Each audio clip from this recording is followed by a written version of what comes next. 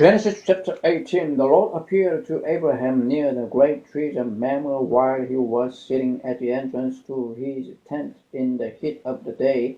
Abraham looked up and saw 3 men standing nearby. When he saw them, he hurried from the entrance of his tent to meet them and bowed low to the ground. He said, "If I have found favor in your eyes, my Lord, do not pass your servant by.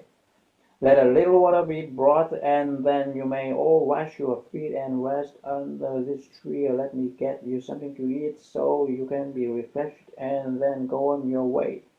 "Now that you have come to your servant, very well," they answered, "do as you say." So Abram hurried into the tent to Sarah. "Quick," he said, "get 3 seahs of fine flour and knead it and bake some bread." Then he ran to the herd and selected a choice tender calf and gave it to a servant who hurried to prepare it. He then brought some curds and milk and the calves that had been prepared and set these before them. While they ate, he stood near them under a tree. "Where is your wife Sarah?" they asked him. "There in the tent," he said. Then the Lord said, "I will surely return to you about this time next year, and Sarah your wife will have a son." Now Sarah was listening at the entrance to the tent which was behind him. Abraham and Sarah were already old and well advanced in years, and Sarah was past the age of childbearing. So Sarah laughed to herself as she thought, "After I am worn out and my master is old, will I now have this pleasure?" Then the Lord said to Abraham, "Why did Sarah laugh and say, 'Will I really have a child now that I am old?' Is anything too hard for the Lord? I will return to you at the appointed time next year, and Sarah will have a son." Sarah was afraid, so she lied and said, "I did not laugh." But he said, "Yes, you did laugh." When the men got up to leave, they looked down toward Sodom, and Abraham walked along with them to see them on their way.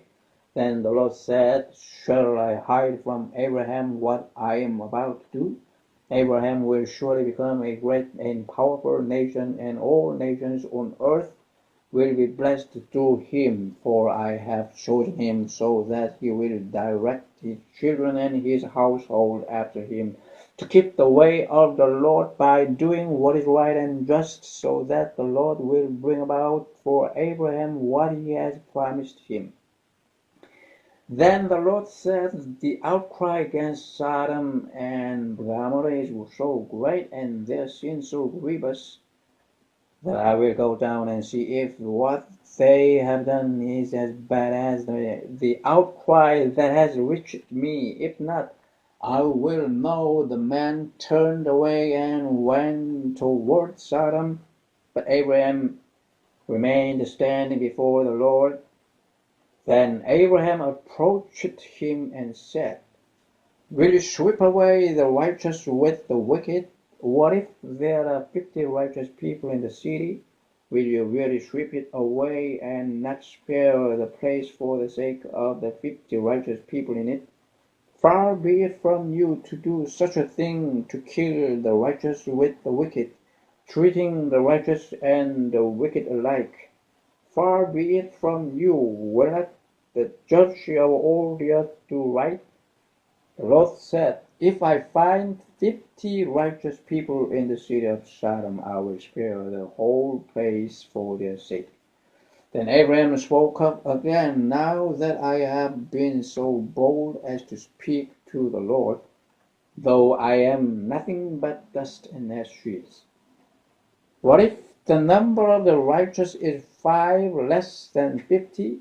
Will you destroy the whole city because of 5 people? If I find 45 there," he said, "I will not destroy it." Once again he spoke to him.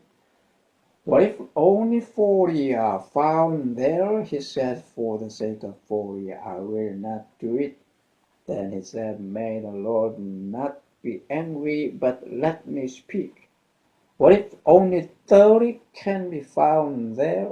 He answered, I will not do it if I find 30 there. Abraham said, Now that I have been so bold as to speak to the Lord, what if only 20 can be found there? He said, For the sake of 20 I will not destroy it. Then he said, May the Lord not be angry, but let me speak just once more. What if only 10 can be found there? He answered, For the sake of 10 I will not destroy it.